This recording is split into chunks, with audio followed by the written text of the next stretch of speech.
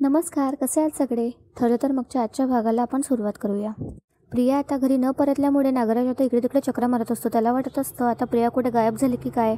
आणि आता या काळजीमुळे तो सुमनवर ओरडतो आणि तिला बोलतो, "तुझं लक्ष नसतं आजकाल तन्वीकडे. कुठे गेली ती, कधी यायची, काही कळतही नाही. काय चाललंय?" पुढे आता नागराज सुमनला बोलतो, "बघ दादा घरीसुद्धा नाही आहे. आता तिची काळजी कोण घेणार? आपणच घ्यायला हवी ना. वहिनीची तब्येतसुद्धा काही बरी नसते. तू का जाऊ दिलंस तिला फॅशन शोला?" त्यावर आता सुमन नागराजला समजावत बोलते, "अहो पण ती फॅशन शोचं शिकते आणि मग ते फॅशन शोला जाणार नाही का? ती फॅशनचाच कोर्स करते, मग मी तिला नाही कसं म्हणू कॉलेजला जायला?" त्यावर आता नागराज तिला बोलतो, "हो तुझं बरोबर आहे, पण इतक्या रात्रीचं कोणतं फॅशन शो असतं गं सुमन?" आता नागराज काळजीने म्हणतो की ती कुठेतरी गेली आणि गायब झाली. तर सुमन आता त्याला हे समजतच नसतं की आपण काय बोलून गेलो. आता सुमनला डाऊट येतो आणि सुमन बोलते, "गायब? गायब कशी होईल ती? मला सांगून गेली आहे ती." त्यावर आता नागराज त्याचं बोललेलं आवरत बोलतो की "हो हे बघ तुला सांगून गेली ती आणि ती गायबसुद्धा होऊ शकते, कारण की मलाच माहिती आहे तिची मनस्थिती काय आहे ते. म्हणून मला काळजी वाटते तिची कुठं गेली असेल काय माहिती." तितक्यातच आता प्रतिमा सुभेदारांकडून येते. त्यावर आता सुमन प्रतिमाला विचारते, "अरे वहिनी कसा झाला साखरपुडा?" त्यावर आता प्रतिमा बोलते, "नाही साखरपुडा नव्हता." त्यावर आता सुमन विचारते, "म्हणजे?" त्यावर प्रतिमा आता सुमन आणि नागराजला उत्तर देत बोलते की "म्हणजे मी सुभेदारांकडे गेले होते. तिथून मी परत आले आणि त्याआधी मी आपल्या तन्वीच्या लग्नाला गेले होते." हे ऐकून आता नागराज आणि सुमन दोघांनाही खूपच मोठा धक्का बसतो. त्यावर आता सुमन आणि नागराज दोघेही काय असं बोलतात. त्यावर आता उत्तर देत प्रतिमा बोलते की "हो, आज तन्वीचं अश्विन सुभेदारशी लग्न झालं." हे ऐकून आता नागराजला काही कळतच नाही काय बोलावं. तो आता प्रतिमाला बोलतो, "काय बोलतेस तू? हे तन्वी आणि अश्विनचं लग्न?" त्यावर आता मान हलवत प्रतिमा हो अशी बोलते. सुमन आता प्रतिमाला बोलते, "अगं पण हे कधी ठरलं आणि लग्न झालंसुद्धा? तुम्ही मला सांगितलं का नाही वहिनी?" त्यावर आता प्रतिमा उत्तर देत सुमनला बोलते, "तन्वीला मागणी घालण्यासाठी पूर्णाजी आमच्या घरी आल्या होत्या. आपल्या घरी येऊन त्यांनी तन्वीसाठी मागणी घातली." आता प्रतिमाला सगळं आठवत असतं की कशी पूर्णाजी त्यांच्या घरी आली आणि मागणी घातली आणि प्रतिमाला सांगितलं की हे कोणालाच कळू देऊ नको, अगदी रविराजला सुद्धा नाही. प्रतिमा आता पुढे दोघांनाही बोलते, "आता माझी फक्त देवाकडे इतकीच प्रार्थना आहे की तन्वीचा संसार सुखाचा होऊ दे." नागराजला काही कळतच नसतं काय चाललं. आता तो मनात बोलतो, "ह्या मुलीचा मेंदू तर अफलातून निघाला. एका दगडात किती पक्षी मारले तिने. आता त्या 2 पक्ष्यांमधून महिपत आणि मी नसलो म्हणजे मिळवलं." इकडे आता सुभेदारांकडे दुसरा सूर्य म्हणजे दुसरी पहाट उगवलेली असते आणि आता एक मुलगी अंगणात आता अशी छान अशी मोठी रांगोळी काढत असते. आता आपल्याला समजतं की प्रियानेच तिला बोलवलेलं असतं आणि प्रिया आता त्या मुलीला घाई करायला सांगते आणि बोलते, "लवकर काढ गं रांगोळी. काय टाईमपास करते तू, पटपट काढ." तितक्यातच आता सायलीसुद्धा उठते आणि आता ती रांगोळी काढायसाठी खाली येत असते. आता ती मुलगी प्रियाला बोलते की "अहो ताई, रांगोळी काढण्यासाठी वेळ लागतेच, ही मोठी रांगोळी आहे." त्यावर आता प्रिया त्या मुलीला शांत करत बोलते, "अगं हळू बोल." आणि प्रिया आता पुढे त्या मुलीला बोलते, "बाई उजेड पडायच्या आतच ही रांगोळी संपायला हवी आहे ना. काय ना ह्या घरातली माणसं खूप लवकर उठतात. त्यांना पहाटे उठायची सवय आहे, त्यामुळे त्यांना कळता कामा नये की ही रांगोळी मी नाही तू काढली म्हणून. चल काढ पटापट."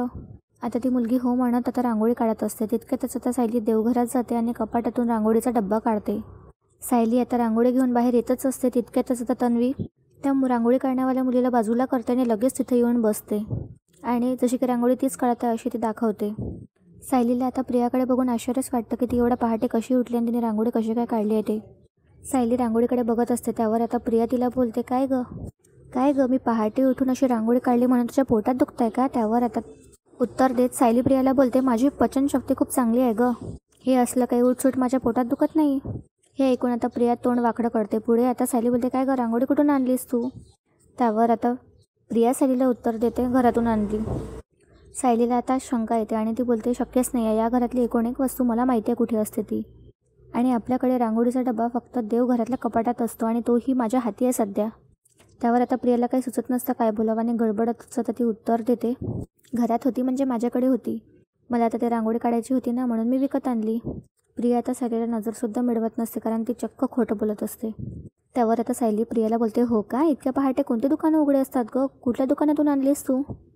आता प्रिया सायलीकडे बघते आणि बोलते, "तू जरा वकिलाची बायको होणं जास्त सिरियस घेतलेलं दिसतंय. आणि फॉर युअर काइंड इन्फॉर्मेशन असे खूप सारे ॲप्स असतात जे 24 तास सुरू असतात आणि आपल्याला हवं तेव्हा हवं ते मिळतं. कळलं का? आता मी तिथूनच विकत आणली. आता गप्प बस." आता सायलीला कळत असतं की हिच्याशी वाद घालून काहीही उपयोग नाही. आता सायली घरात जाते. आता प्रिया खिडकीतून बघते की सायली नीट गेली आहे की नाही आणि ती लगेच त्या मुलीला आवाज देते आणि तिला बोलते की "जा निघ इथून तू." इकडे आता कल्पना आणि पूर्णाजीसुद्धा उठतात आणि आता ते डायनिंग टेबलवरती नाश्ता करायसाठी बसलेले असतात. सायली आता ती रांगोळी घेऊन आत ठेवते. तितकं आता तिच्या मागोमाग प्रिया येते आणि ती सुद्धा आता रांगोळी देवाजवळ ठेवते आणि ती आता सायलीला आवाज देत बोलते, सायली थांब. सायलीचं प्रियाकडे लक्षसुद्धा नसतं. आता प्रिया सायलीच्या समोर येऊन उभी राहते आणि तिला बोलते, काय गं सायली, मी तुझ्या आधी पहाटे उठून रांगोळी काढली याचं तुला वाईट वाटतंय का? त्यावर आता सायली काहीच उत्तर देत नाही, तिच्याकडे दुर्लक्ष करत असते. पुढे आता प्रिया तिला बोलते, पण काय आहे ना, घरच्यांना आवडत नाही ना तू कोणत्या गोष्टीला हात लावलंस ते. पण आता काही हरकत नाही आहे, मी आले आहे ना, मी सगळी कामं करेल असं आता ती पूर्ण आजी आणि कल्पनासमोर बडायका मारत असते. तितक्यातच आता तिथे अश्विन येतो आणि सगळ्यांना गुड मॉर्निंग म्हणतो. आता प्रिया तिकडे येते आणि अश्विनसमोर आपल्या बडायका मारायचं ती काही सोडत नाही. आता ती डायनिंग टेबलवर येते आणि अश्विनला बोलते, बरं झालंस तू आला, तू अगदी वेळेत उठलास. हां, माझ्या घरची सगळी कामं झाली आहे. आता हे ऐकून सगळ्यांना धक्काच बसतो आणि आता अश्विनलाही प्रियाचं खूप कौतुक आणि आनंद होत असतो आणि त्यालाही सुद्धा आश्चर्य वाटत असते. हे बघून आता पूर्ण आजी कल्पनाला बोलते, कल्पना तुझी सून अगदी गुणी आहे हां. त्यावर आता कल्पना बोलते, मग मी पारखूनच घेतलं आहे. प्रिया आता नाटक करतच बोलते, कल्पना आई, अगं बघ ना, आता सून म्हणून हे माझं कर्तव्यच आहे ना. त्यावर आता कल्पनाला तन्वीचं खूपच कौतुक वाटत असतं. आता अश्विनला खूपच भूक लागली असते आणि तो आता कल्पनाला बोलतो, मम्मा मला खूप भूक लागली आहे गं, नाश्ता कर ना पटकन. त्यावर आता कल्पना किचनमध्ये जायला निघते आणि बोलते, थांब हां, लगेच करते मी तुझ्यासाठी. त्यावर आता प्रिया कल्पनाला थांबवत बोलते, त्याची काहीही गरज नाही आहे, मी सगळा नाश्ता सगळ्यांसाठी बनवलेला आहे, ते सुद्धा पहाटे उठून. आता हे बघून सगळ्यांना आता आणखीच आश्चर्य वाटतं की ही किती गुणी सून आहे, किती गुणी मुलगी आहे ते. पण आता सायलीला हे लक्षात येत असतं. तर सायली मनात बोलते, पहाटे उठून आज हिने नाश्ता बनवला, पण प्रिया तर सकाळी 9 उठतसुद्धा नाही, हिने नक्की काय करायचं ठरवलं आहे. असं म्हणत सायली आता तिथून निघून जाते आणि स्वतःच्या खोलीत जाते. अर्जुन आता काहीतरी वाचत असतो. तितक्यातच आता सायली खोलीचा दार बंद करते आणि समोर येऊन बोलते, अहो ऐका ना, आज प्रियाने. त्यावर आता अर्जुन बोलतो, वाटलंच होतं. सायलीचं बोलणं आता तो पूर्णसुद्धा होऊ देत नाही आणि बोलतो, वाटलंच होतं मला, तर रोज सकाळी उठून आपल्याला एक नवीन तमाशा बघायला मिळेल. आता काय केलं तिने. त्यावर आता सायली त्याला थांबवत बोलते, अहो थांबा, तिने काहीच असं केलेलं नाही आहे, ऐकून तर घ्या मी काय बोलते आहे. पुढे आता सायली अर्जुनला बोलते, प्रिया असं काहीही वागली नाही आहे, प्रियाचं वागणं जसं आपल्याला अपेक्षित होतं असं ती काहीही वागत नाही आहे. उलट आज सकाळी उठून तिने दाराबाहेर रांगोळी काढली, सगळ्यांसाठी नाश्ता केला, तिच्या वागण्यात दोष काढावा असं काहीही नाही आहे. त्यावर आता अर्जुन बोलतो, ओ सो म्हणजे आता असं ती फॅमिलीला इम्प्रेस करणार, ते सुद्धा असं खोटं वागून. त्यावर उत्तर देतं सायली बोलते, हो बरोबर आहे, कारण प्रिया अशी पहाटे उठणारी नाही तर पहाटे झोपणारी मुलगी आहे आणि जर का पहिल्याच दिवशी तिने असं आळस केला असता तर त्याचं मला काहीही आश्चर्य वाटलं नसतं. पण हे असं पहाटे उठणं, रांगोळी काढणं, घरातल्या सगळ्यांसाठी नाश्ता बनवणं, हे याचंच मला आश्चर्य वाटतं. त्यावर आता अर्जुन बोलतो, पण ती अशी का करत असेल. नाही म्हणजे तिला जे हवं होतं ते तिला मिळालं, अश्विनला फसवून तिने लग्न केलं, मग अजून काय सुरू आहे तिच्या डोक्यात. त्यावर आता सायली बोलते, मला तर असं वाटतं की तिच्या डोक्यात ना काहीतरी वेगळंच सुरू आहे, काहीतरी मोठंच सुरू आहे नक्कीच. अर्जुनला आता काहीतरी बोलायचं असतं पण त्याला ते वाक्य आठवत नसतं. अर्जुन आता सायलीला बोलतो, ते म्हणतात ना काहीतरी स्टॉर्म, वादळ, शांत. त्यावर आता सायली बोलते, वादळापूर्वीची शांतता. त्यावर आता अर्जुन बोलतो, हां हेच म्हणायचं होतं मला एक्झॅक्टली, मला वाटतं हे तेच सुरू आहे, आधी शांत आणि मग कुठलं तरी खूपच मोठं वादळ येईल, ही त्या सगळ्यांशी चांगलं वागून त्यांना गाफील ठेवणार आणि मग कुठला तरी मोठा बॉम्ब फोडणार. सायली आता त्यावर अर्जुनला बोलते, पण घरातली सगळीच माणसं तिच्याच बाजूला आहे, याचाच ती गैरफायदा घेते आहे. त्यावर आता अर्जुन बोलतो की अश्विन सुद्धा स्वतःचं डोकं वापरत नाही आहे, किती हुशार मुलगा आहे तो, बघ ना, इमोशनल फुल होऊन बसला आहे तो, आणि आता तन्वीशी लग्न करून त्याला किती मोठी किंमत मोजावी लागणार आहे ना हे त्याला कळतसुद्धा नाही. त्यावर आता सायली अर्जुनला बोलते, तुम्ही शांत व्हा, चिडचिड करू नका, ही आता रागवण्याची वेळ नाही आहे, उलट आपल्या माणसाच्या पाठीशी राहण्याची वेळ आहे. तन्वी काहीतरी मोठं करणार आहे हे नक्कीच, पण तिला नेमकं काय करायचं हे आपल्याला कसं कळणार. अर्जुन आता सायलीला समजावत बोलतो, कळेल, पण फक्त आपल्याला आता अलर्ट राहायला हवं. पुढे आता अर्जुन सायलीला सांत्वना देत बोलतो की मी तुम्हाला प्रॉमिस करतो की प्रिया तुम्हाला किंवा आपल्या घरच्यांचं काहीही वाईट करू शकणार नाही. खाली आता इकडे प्रिया चांगली सून बनण्याचं नाटक करत असते आणि ते सगळ्यांना तिने बनवलेला नाश्ता सर्व्ह करत असते. प्रिया आता नाश्ता सर्व्ह करत बोलते, कल्पना आई, पूर्ण आजी तुम्ही पोटभर नाश्ता खा आणि मला सांगा हा नाश्ता कसा झाला आहे ते. आता नाश्त्याकडे बघून पूर्णाजी बोलते, अगं तू केला आहेस ना, म्हणजे छानच झालं असेल. नाश्त्याकडे बघून आता पूर्णाजी बोलते, छान कलर आला आहे. आता कल्पना एक घास घेते आणि आता तिच्या मागोमाग लगेच पूर्णाजीसुद्धा घास घेते. पण त्यांनी आता प्रियाने बनवलेला नाश्ता खूपच बेचव लागत असतो, पण आता हे सगळं त्यांना सहन करावंच लागत असतं. आता कल्पना आणि पूर्णाजी दोघेही एकमेकींकडे बघतात आणि कडूमळू असं तोंड करायला लागतात. आता प्रिया नाटक करत बोलते, कसा झाला नाश्ता सांगा ना मला. त्यावर आता पूर्णाजी तन्वीला वाईट वाटू नये म्हणून आता बोलते की वा, खूपच छान झालं, तू इतक्या मेहनतीने बनवलास, तेच खूप आहे आमच्यासाठी. आणि आता कल्पनासुद्धा प्रियाला बोलते, आणि स्वयंपाक काय ते हळूहळू शिकताच येतो. अश्विन आता त्याच्या बायकोला म्हणजेच प्रियाला बोलतो की तन्वी ये ना, तू सुद्धा नाश्ता करायला बस. हे बघून आता कल्पनासुद्धा बोलते, हो गं बाई बस तू त्याच्याबरोबर, नाही तर तो सुद्धा नाश्ता करणार नाही. हे बघून आता प्रिया खोटी स्माईल देत हो आलीच असं आता अश्विनला बोलते. तितक्यातच आता पूर्णा आजी प्रियाला थांबवते आणि बोलते थांब गं. आणि आता पूर्णा आजी विमलला आवाज देत बोलते इकडे ग विमल माझी पर्स घेऊन ये. विमल आता पूर्णा आजीची पर्स घेऊन येते आणि पूर्णा आजीच्या हाती ती नेऊन देते. पूर्णा आजी आता त्यातले काही पैसे काढते आणि प्रियाला देत बोलते तन्वी माझी नाचून म्हणून या घरात तू पहिल्यांदाच अन्न शिजवलं आहे म्हणून हे बघ हे बक्षीस माझ्याकडून तुला असं म्हणत आता पैसे पूर्णा आजी प्रियाच्या हाती हवाले करते. प्रिया आता इकडे तिकडे बघू लागते. त्यावरच आता कल्पना तिला बोलते अगं घेणं हे तुझे हक्काचेच पैसे आहेत की. आता प्रिया ते पैसे घेते आणि आता अश्विनसुद्धा मान डोलावतो. आता अश्विन बायकोचा अगदी नंदीबाईलाच झालेला असतो. प्रिया आता पूर्णा आजीचे पाया लागते. पूर्णा आजी आता तिला आशीर्वाद देते आणि बोलते सुखाने संसार कर. आणि आता पूर्णा आजी विमलला सांगते विमल माझ्या नाचवण्याला नाश्ता दे. विमल आता किचनमध्ये प्रियासाठी नाश्ता घ्यायला जातच असते. तितक्यातच आता प्रियाला नागराजचा फोन येतो. आता फोनकडे बघत प्रिया बोलते माझ्या काकांचा फोन आहे. लग्नाबद्दल त्यांना मी काही सांगितलं नाही. त्यांना मे बी वाईट वाटलं असणार. त्यांचा खूप जीव आहे ना माझ्यावर. त्यावर आता पूर्णाची प्रियाला बोलते अगं मग बोलून घे ना त्यांच्याशी त्यांची समजूत काढ. त्यावर आता प्रिया फोन उचलते आणि ती आता सगळ्यांसमोर असते म्हणून ती आता नाटक करत बोलते हॅलो काका. नागराज आता महिपतकडे असतो आणि आता नागराज तुला चिडतच बोलतो ए काका गेला खड्ड्यात तू कुठे आधी हे सांग काय सुरू आहे तुझं. आणि काय जास्तच डोकं चालू आहेस तू यावेळेस. मला एवढूसही कडू न देता तू त्या सुभेदारांच्या घरची राणी झाली आहेस. त्यावर आता नाटक करतच प्रिया बोलते की काका मला माहीत आहे तुम्ही खूप दुखावला गेला आहात. तुमच्या लाडक्या पुतणीच्या लग्नाला तुम्ही असायला हवं होतं पण काय हो काय करणार. तुम्हाला माहिती आहे ना बाबांना जर हे लग्नाबद्दल माहीत पडलं असं त्याने हे लग्न होऊच नसतं दिलं. त्यामुळे मी कोणालाच सांगितलं नाही. मागून आता महिपत बोलतो ए पोरी मला डायबिटीज आहे. तुझं हे गोड गोड जिलेबी सारखं बोलणं नाही हे तू बंद कर. कुठेतरी कोपऱ्यात जा आणि आमच्याशी नीट बोल.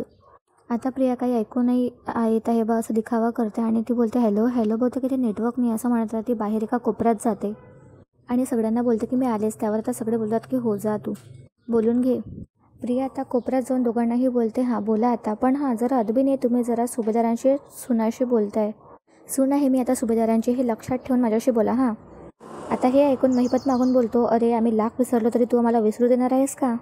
पुढे आता महिपत प्रियाला बोलतो पण ह्या टाईमाला खूप मोठी सिक्सर मारलीस हां तू मानावं लागेल तुला. बॉल एकदम मैदानाच्या बाहेरच तो टाकला. त्यावर आता नागरेश प्रियाला बोलतो किती दिवसाचं चालू होतं का तुझं हे. नाही म्हणजे आधी अर्जुन करत होतीस आणि आता डायरेक्ट अश्विनच्या गळ्यात माळ घातलीस. त्यालाच गंडवलं तू डायरेक्ट कसं काय जमवलं गं प्रिया तू हे. त्यावर आता प्रिया खूपच शिष्टपणा मारत असते आणि ती बोलते अहो काका त्यासाठी खूप टॅलेंट लागतं. पण हां तुम्हाला जर ॲक्टिंग शिकायची असेल तर माझ्याकडे कोचिंग लावावी लागेल. आणि ती पुढे वरचढपणा दाखवून बोलते की पण हो फी मी सांगेल तितकीच तुम्हाला द्यावं लागेल. पुढे ती आता नागराजला बोलते पण काय आहे हो थोडं रक्त कसावं लागतं असंच सोपी काही भेटत नाही सोप्या पद्धतीने. आता त्यावर महिपत बोलतो आम्ही कशाला तुझ्याकडनं शिकू उलट आम्ही तुझा उपयोग करून घेऊ या गोष्टीचा. या टॅलेंटचा वापर तुझा आम्हीच करून घेणार आहे की. ते काय आहे ना शेवटी तू आमच्याच पार्टीतली. आता हे ऐकून दबक्या आवाजात प्रिया बोलते की हां आता लगेच मी यांच्या पार्टीतली झाली. त्यावर आता नागराज बोलतो काय बोलली तू. आता प्रिया बोलते कुठे काय काहीच तर नाही. महिपत आता प्रियाला बोलतो बरं ऐक आता तू त्या सुभेदारांच्या गोत्यात सामील झालेलीच आहे तर आता त्या दोघ्या जोडप्यांवर नीट लक्ष ठेव. डोळ्यात नीट तेल घालूनच आता त्यांच्याकडे तू लक्ष दे आणि त्यांचं प्रत्येक गोष्ट मला येऊन सांग. आश्रम केसबद्दल त्या दोघांमध्ये काय चर्चा होते हे सगळ्यात आधी आम्हाला कळलं पाहिजे. त्यांचं पाऊल पडायच्या तुला कळलं का. हे ऐकून आता प्रिया म्हणत बोलते मी काय तुझी खबरी बनायला इकडे सुभेदारांकडे लग्न केलं आहे का रे. आता खरं तर तुला झुरड्यासारखी कुचकी मारायला हवी पण तू कधी उपयोगी पडशील ना हेच दाखवायचं आहे मला तुला. आता तू माझ्या कधी उपयोगी पडशील हे मला काही आता सध्या सांगता येणार नाही. तुझ्यासमोर म्हणून असे भाकरीचे तुकडे टाकतच राहावे लागणार आहे. आता प्रिया गप्प बसलेली बघून महिपत तिला बोलतो काय मनातल्या मनात काय बोलती आहेस ऐकू येत आहे की नाही. त्यावर आता प्रिया बोलते की हो हो येत आहे मला ऐकू मी त्यांच्यावर नीट लक्ष देऊन आहे. आता अश्विन तिथे येतो आणि तो तन्वीच्या खांद्यावर हात ठेवून तिला बोलतो तन्वी. प्रिया आता अश्विनचा आवाज ऐकून खूपच घाबरते. तिला असं वाटत असतं की अश्विनने माझं सगळं बोलणं ऐकलेलं आहे आणि ती आता बोलते अश्विन अरे ते मी तितक्यातच आता अश्विन बोलतो काय म्हणाले काका त्यांचा राग तू काढलाच की नाही. आता हे ऐकून प्रियाला बरं वाटतं आणि ती बोलते की हो इतक्या गोड माणसाचा राग फार वेळ टिकत नाही रे. ते लगेच विरघळलेत आणि ते बोललेत की नीट संसारात लक्ष दे आणि मी म्हटलं देईल. हे ऐकून आता अश्विन प्रियाला बोलतो बरं चल आता आपण नाश्ता करून घेऊया. पुढे आता अश्विन प्रियाला बोलतो मी थांबलो आहे तुझ्यासाठी. हे ऐकून आता प्रिया आणखीच नाटक करताना बोलते खरंच रे तू काकांपेक्षाही खूप गोड आहेस. चल जाऊया आपण असं म्हणतात दोघेही आत येतात. आता प्रियाला आलेलं बघून आता कल्पना प्रियाला बोलते काय गं तन्वी किती वेळ लावलास बघ ना. तू येईपर्यंत तुझा नवरा नाश्ता करायला सुद्धा तयार नाही. आता दोघं पण पटापट नाश्ता करून घ्या असं आता ती दोघांनाही बोलत असते. दोघेही आता डायनिंग टेबलवर बसतात. आता पूर्णा आजी कल्पनाला बोलते का गं प्रताप लवकर गेला का कल्पना. त्यावर आता कल्पना बोलते हो त्यांना फॅक्टरीमध्ये जरा काम होतं म्हणून ते पहाटेच निघून गेले. आणि ते आता तिथेच नाश्ता करतील. पुढे आता कल्पना सगळ्यांकडे बघत बोलते, आता आपण सगळे फॅमिली मिळून सोबतच नाश्ता करूया. आता हा चान्स प्रियाला दिसतो आणि प्रिया बोलते, कल्पना आई आपण सगळे फॅमिली कुठं आहोत गं इथे. त्यावर आता कल्पना प्रियाला बोलते, अगं आपण सगळे आहोत ना इथे. पण आता प्रिया बोलते की नाही, या घरातला मोठा मुलगा आणि मोठी सून इथे नाही आहे, म्हणजे आपण पूर्ण फॅमिली नाही आहोत. ते आल्याशिवाय हे फॅमिली पूर्ण कशी होणार. आता अश्विन प्रियाला बोलतो, तू दरवेळी त्यांचा विचार का करतेस. त्यावर आता प्रिया अश्विनला बोलते, करायला नको का अश्विन, अरे ते तुझे मोठे दादा आणि वहिनी आहे आणि त्यांनी सकाळपासून काही खाल्लेलं नसणार. प्रियाला आता अर्जुन आणि सॅलीमध्ये काय बोलणं चाललं हे ऐकून घ्यायचं असं म्हणून आता ती मुद्दामच अशी बोलत असते. आता प्रिया मान खाली करत बोलते, आता त्या दोघांनी खाल्ल्याशिवाय माझ्या घशाखालून घास नाही उतरणार. हे बघून आता पूर्णाजी प्रियाला बोलते, त्या दोघांच्या मनात तुझ्याबद्दल कणभर तरी प्रेम आहे का गं. त्यावर आता प्रिया पूर्णाजीला नाटक करत बोलते, त्यांना कसंही वागू दे पूर्णाजी, पण मी त्यांच्याशी तसं नाही वागू शकत ना, मी खूप चांगली आहे. सॅलीची कितीही इच्छा असली ना घर तोडायची, तरी मला हे घर जोडायचं आहे. हे घर मला जोडून ठेवायचं आहे, त्यामुळे त्यांनी जर का काही खाल्लं तर मला बरं वाटेल. आता हे ऐकून कल्पना प्रिया आता तोंड असं खाली पाडते आणि आता कल्पना प्रियाला बोलते, म्हणजे तन्वी तू आता काय वरती त्यांना बोलवायला जाणार आहेस. हे ऐकून आता अश्विन प्रियाला बोलतो, तू प्रयत्नसुद्धा करू नकोस, ते दोघे नाही येणार, उलट ते दोघं तुझा अपमान करतील. हे तुला चालणार आहे का. आता नाटक करतच प्रिया बोलते, या घरात माझा कितीही अपमान झाला तरी हे मला चालणार आहे अश्विन. बरं जर का तुम्हाला असं वाटत असेल तर मी त्यांना खाली नाही बोलवत, त्यांना वरच मी नाश्ता नेऊन देते, ठीक आहे ना. आणि पुढे ती बोलते, ते उपाशी राहिले तर मला हे नाही चालणार. कल्पनाला आता प्रियाची कदर येत असते आणि ती बोलते, तन्वी तुझ्या मनाचा मोठेपणा आहे ना तो वाया जाणार आहे बघ, तरी तू एकदा जाऊ नये तुला असं वाटत असेल तर. प्रिया आता बोलते, मनाचा मोठेपणा कधीच वाया नाही जात कल्पना आई. आणि पुढे प्रिया बोलते, मला खात्री आहे एक ना एक दिवस या प्रयत्नांमुळे आपलं घर नक्की एकत्र येईल. तिला सगळ्यांना हे सुद्धा दाखवून द्यायचं असतं की ती किती गुणी सून आहे ते. आणि आता ती सगळ्यांना आलेच म्हणते आणि प्लेटमध्ये आता 2 नाश्ता ठेवते. वर आता अर्जुन आणि सॅली आपल्या रूममध्ये विलास मर्डर केसची स्टडी करत असतात आणि आता एका बोर्डवरती त्यांनी सगळ्यांचे फोटो लावले असतात. आता सरंजामेचा फोटो पाहून सॅली अर्जुनला बोलते, हे काय इन्स्पेक्टर सरंजामेचा फोटो. त्यावर आता अर्जुन बोलतो की हो. सॅली आता पुढे बोलते, पण तुम्ही तरी म्हटलं होतात की हे तर खूप चांगले अधिकारी होते, मग काय यांचा फोटो इथे लावलाय तुम्ही. साक्षी, महिपत, विलास आणि प्रियाबरोबर यांचा फोटो का तुम्ही इथे लावलात. अर्जुन आता सॅलीला बोलतो की साक्षीपर्यंत आपल्याला जे जे क्ल्यूज घेऊन जातील ना ते सगळ्यांचा आपण विचार करायला हवा. पुढे आता अर्जुन सॅलीला बोलतो की विलासबद्दलची सगळी माहिती आपल्याला सरंजामे देऊ शकतो, म्हणजेच विलासची बेल कोणी केली होती, खरंच महिपतनी वगैरे केली होती का, किंवा विलास जेव्हा कस्टडीमध्ये होता तेव्हा महिपतला भेटायला आला होता का. या सगळ्या गोष्टींचं उत्तर फक्त सरंजामे देऊ शकतात. त्यावर आता सॅली बोलते, पण आता जामिनाचे कागद तर मिळत नाही आहे ना. त्यावर आता अर्जुन बोलतो, हो पण आता ते सरंजामे आठवायचा प्रयत्न करते. तितक्यातच आता प्रिया आता नाश्ता घेऊन वर येतच असते. पुढे आता अर्जुन सॅलीला बोलतो की मी एक काम करतो, मी परत त्यांना एकदा भेटून येतो. पुढे आता सॅली त्यावर बोलते की हो त्यांना भेटास, पण शिवाय आपल्याकडे जो सोन्याचा तुकडा आहे पेंडंटचा त्याबद्दलही आपण विचार करायला हवा. आता पुढे त्यावर अर्जुन बोलतो की हो पण मला असं वाटतं की आपल्याला जे आश्रमात सापडलं होतं ते काढता बुटीकमध्ये एकदा जायला हवं आणि त्यावर आपण आपल्याला फोकस करायला हवं. पुढे आता अर्जुन काहीतरी बोलतच असतो. तितक्यातच आता त्यांना कोणीतरी दाट ठोठावल्याचा आवाज येतो. सॅली आता अर्जुनला बोलते कोण आलं असेल आणि त्यांना आता भीती वाटत असते की कोणी काही आपलं बोलणं ऐकलं का. तितक्यातच आता सॅली दार उघडते आणि समोर प्रिया अशी नाश्ता घेऊन उभी असते. आता अर्जुनला कळावं बाहेर कोण उभं आहे म्हणून आता सॅली जोरातच बोलते की अगं प्रिया तू. प्रिया आता आत येण्याचा प्रयत्न करते पण सायली आता समोर येऊन तिला बाहेर तिथेच थांबवते. आता अर्जुनला प्रिया आलेला बघ सुचत नसतं काय करावं. अर्जुनला वाटतं जर तिचं लक्ष याकडे गेलं तर तिला नक्कीच काही ना काही क्ल्यू मिळेल, म्हणून आता अर्जुन आता बोर्डवरचे सगळे फोटोज झाकण्यासाठी काहीतरी शोधतो. आता त्या बोर्डवर प्रियाचा सुद्धा फोटो लागलेला असतो. अर्जुन आता बेडवरचं बाजूला पडलेलं असं कापड उचलतो आणि पटकनच त्यावर टाकतो. प्रिया आता इकडे सॅलीला बोलते अगं मी तुमच्यासाठी नाश्ता घेऊन आले आहे, तुम्ही काही खाल्लं नसेल ना. आता अर्जुन त्या बोर्डवर कापड टाकून पटकनच आता सायलीच्या मागे येऊन उभा राहतो आणि तिला बोलतो तुला आमच्या रूममध्ये नाश्ता घेऊन यायला कोणी सांगितलं. हे बघ प्रिया तुझे नाटकं ना सगळ्यांसमोर चालत असेल पण आमच्यासमोर नाटकं करायची नाही. सायली आता प्रियाला बोलते तू आज छान अशी रांगोळी काढली, सगळ्यांसाठी नाश्ता केला, हे सगळं करून तू या घरासाठी कशी योग्य सून आहे तुला हे सिद्ध करायचं आहे का. त्यावर आता प्रिया उत्तरतेत बोलते ते तर मी आहेच ना. आणि यात सिद्ध करण्यासारखं काय आहे सायली. आणि बघ मी तुमच्यासाठी नाश्ता घेऊन येण्याचा खूप चुकीचा अर्थ काढलायस तू. त्यावर तर सायली बोलते आम्हाला काही गरज नाही, आमच्या दोघांसाठी मी नंतर बनवेन नाश्ता. आता प्रिया हट्टच धरून बसते आणि पुढे ती बोलते मला मनापासून वाटते की तुम्ही दोघांनी नाश्ता करावा, आता तुम्ही तर राग घेऊन बसलाय. त्यावर आता अर्जुन बोलतो हा राग जाणार सुद्धा नाही आहे, तू निघ इथून. मी फक्त तेच जेवण आणि तोच नाश्ता करेल जो माझ्या बायकोने बनवलेला असेल, कारण ती जे काही बनवते त्यात प्रेम असतं. एकदा चुकून तू बनवलेली कॉफी मी प्यायलो होतो, आता ते आयुष्यात परत कधीच पिणार नाही, असं आता अर्जुन प्रियाला बोलत असतो. आणि आता तो तिला जायला सांगतो आणि पुढे बोलतो की या रूमकडे परत बघायचं सुद्धा नाही, इथून निघ. आणि अर्जुन आता प्रियाच्या तोंडावरच दार बंद करतो. आता प्रियाला खूपच राग येतो आणि ती बोलते, माझ्या तोंडावर दार लावलंस ना तू अर्जुन, बघच आता मी काय करते, तुला हे खूपच महागात पडेल, मी बघ याचा कसा वापर करते. असं म्हणत प्रिया आता खाली जाते. तितक्यातच आता इकडे सगळे खाली बसले असताना तिला आता रडताना बघून विचारतात, काय झालं प्रिया? पूर्णाजी आता प्रियाला बोलते, आली सरळत नाश्ता परत घेऊन, तुला सांगितलं होतं ना जाऊ नको, काही अर्थ नाही आहे त्यांना सांगून. बघ आता आम्हाला जे वाटलं होतं तेच झालं ना. आता कल्पना प्रियाला बोलते, ते दोघं काहीतरी तुला वेडावाकडा बोलले असणार ना. आता अश्विन उठून उभा होतो आणि बोलतो, मी आत्ताच्या आता वर जातो त्यांना विचारतो हे काय चाललंय म्हणून. आता प्रिया रडतच नाटकं करत बोलते, नाही नाही तू वाद नको घालूस, आता त्या दोघांच्याही अपमानाची सवय मला करून घ्यायला हवी ना. अश्विन आता प्रियाला चिडतच बोलतो, पण आपण का सतत तसा अपमान सहन करायचा? हे बघ तन्वी, तू नेहमी पळती बाजू घेत राहिलीस ना तर तुला याचा खूपच त्रास होईल. त्यावर आता फेक स्माईल दाखवते. तर प्रिया बोलते, हे बघ ना मी कुठे काही स्वतःला त्रास करून घेते. सायली तर मला असं म्हणाली की तू या घरात आमच्या रूममध्ये सुद्धा परत कधीच यायचं नाहीस, या घरात तर शिरलीस. आता पुढे अर्जुन असं मला म्हणाला की तुझ्या हातचं मी कधीच काही खाणार नाही आणि माझं जेवण त्याच्यासाठी विष आहे, असं ते खोटं खोटं सगळ्यांना सांगत असते. पुढे आता ती सगळ्यांना अशी दाखवण्याचा प्रयत्न करते की मला काहीच वाटून नाही घेतलं आहे आणि पुढे रडायची नाटकं तिची सुरूच असतात. त्यावर आता पूर्णाजी बोलते की तू कितीही वाईट वाटून न घेण्याचं नाटकं करतेस तरी आम्हाला कळत आहे की तुला किती वाईट वाटलं आहे ते. अर्जुनचा उद्धटपणा त्याच्या बायकोमुळे वाढतच चालला आहे. आता हे सगळं बघून विमल आता कल्पनाला बोलते, वहिनी तुम्ही सगळे नाश्ता करून घ्या, मग नंतर मी त्या दोघांच्या खोलीत त्यांचा नाश्ता घेऊन जाऊ का? त्यावर आता कल्पना बोलते, काहीही गरज नाही आहे, मुळात आमच्या वेळेत बनलेला नाश्ता त्यांच्याकडे जायलाच नको होता. आणि आता प्रियाला सांत्वना दाखवत कल्पना बोलते, बिचारी तन्वी तिला किती ऐकून घ्यावं असं लागलं. आणि ती आता प्रियाला सांगते, जाऊ दे आता त्यांच्याकडे तू दुर्लक्ष कर. प्रिया आता मनात बोलते, अगं दुर्लक्ष काय करू, तुम्ही दोघी अशा पेटून उठा ना, त्या सायलीला लात घाला. अश्विन कितीही चिडला ना त्याचा काहीही उपयोग नाही, पण तुम्ही दोघी चिडलात त्याचे अजून किती उखारे घालू, मी किती प्रयत्न करू अजून.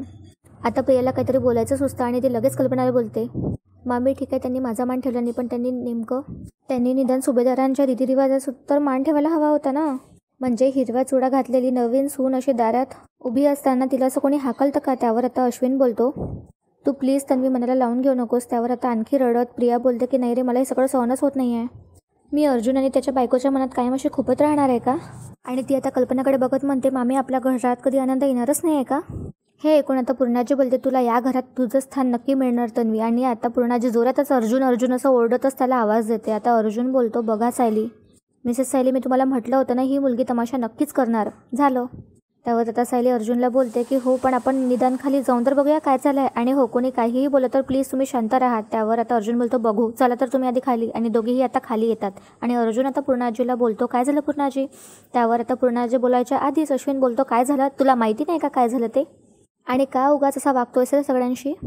कल्पनाला आता अश्विनला बोलते, अश्विन तुझा राग आवर जरा, अरे याला काही बोलणं म्हणजे पालथ्या घडावर पाणी आहे असं होते, का बोलतोस तू याच्यासोबत परत परत? त्यावर आता पूर्णाजी बोलते, नाही या दोघांना तर आवर घालायलाच हवा. पूर्णाजी आता पुढे अर्जुनला बोलते, अर्जुन तू या घराचा माणसांचा अपमान करत होतासच, पण तू आता अन्नाचाही अपमान करायला लागला आहेस. त्यावर आता अर्जुन चिडतच बोलतो, मी फक्त इतकंच म्हणालो होतो की आमचा नाश्ता आम्ही बनवू, यात आता अन्नाचा अपमान कुठे आला? प्रिया आता मान खाली घालते आणि ती तिची नाटकं सुरू करते की ती किती बिचारी असते. पुढे आता पूर्णाजी तिच्याकडे बघून म्हणते, तन्वी किती आणि तुमच्यासाठी नाश्ता घेऊन आली आणि तुम्ही काय केलं, तुम्ही तो नाकारलात. आणि पुढे आता पूर्णाजी अर्जुनला बोलते, अरे तुझ्या बायकोने तर याचीसुद्धा किंमत ठेवली नाही की तिच्या धाकट्या जावेचा या घरातला पहिला दिवस आहे. आता हे ऐकून अर्जुन पूर्णाजीला बोलतो, एक मिनिट, तुम्ही सगळे ना ते दोन तोंडाची माणसं आहेत, त्याला काय म्हणतात मिसेस सायली? आता सायली काहीच बोलत नाही. तितक्यातच आता विमल बोलते, दुतोंडी, आणि सगळे तिच्याकडे आता बघू लागतात. तर विमल एकदमच गप्प बसते. प्रिया ही विमलकडे अशी रागाने बघू लागते. आता हे ऐकून अर्जुन विमलला बोलतो, एक्झॅक्टली तुम्ही सगळे ना दुतोंडी आहात. आता हे ऐकून कल्पना आणखीच चिडते आणि ती अर्जुनला बोलते, अर्जुन वाटेल ते बोलू नकोस आम्हाला. त्यावर आता अर्जुन बोलतो, खरं आहे मम्मा, अरे तुम्हीच म्हणाला होता ना की या किचनमध्ये तुमच्या किचनमध्ये जे जे पदार्थ होतील त्याला हातसुद्धा आम्ही लावू शकत नाही, आणि मग ही तन्वी तुमच्या किचनमध्ये नाश्ता करून आमच्या किचनमध्ये घेऊन आमच्या रूममध्ये घेऊन आली, कधी तुमचं म्हणणं आहे की तो नाश्ता आम्ही खायला हवा होता? हे दुतोंडीच झालं ना, नाही का? असं म्हणत आता तो सगळ्यांकडे बघत बोलत असतो. पुढे आता अर्जुन सगळ्यांना चांगलंच सुनावतो आणि बोलतो, आणि तसंही तुम्ही माझ्या बायकोला या घराची सून मानतच नाही ना, मग तरीही पूर्णाजी तू आत्ता म्हणालीस की हे तन्वी मिसेस सायलींची धाकटी जाऊ आहे, मग हे दुतोंडी झाला नाही का?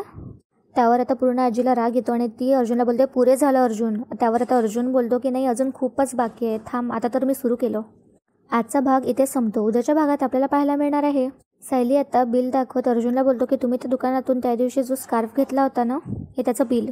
आता हे बघून अर्जुन बोलतो की म्हणजे या बिलाची कार्बन कॉपी त्या बुटीकमध्ये असेलच, म्हणजे साक्षीसुद्धा जर गेली असेल तर तिचीसुद्धा कार्बन कॉपी असेल. त्यावर आता सायली बोलते की हो, जर आपल्याला साक्षीच्या नावाची कार्बन कॉपी मिळाली तर आपल्याला हे सिद्ध करता येईल की साक्षी नेहमी त्या बुटीकमध्ये जायची आणि हे तिचंच बिल होतं आणि ती त्या दिवशी आश्रमात होती. इकडे आता सायली ही बातमी मधुभाऊंना सांगायला जाते. तितक्यातच आता प्रिया त्यांचं बोलणं ऐकत असते. काय होईल पुढे हे पाहण्यासाठी चॅनलला सबस्क्राईब करा आणि व्हिडिओला नक्की लाईक करा. धन्यवाद.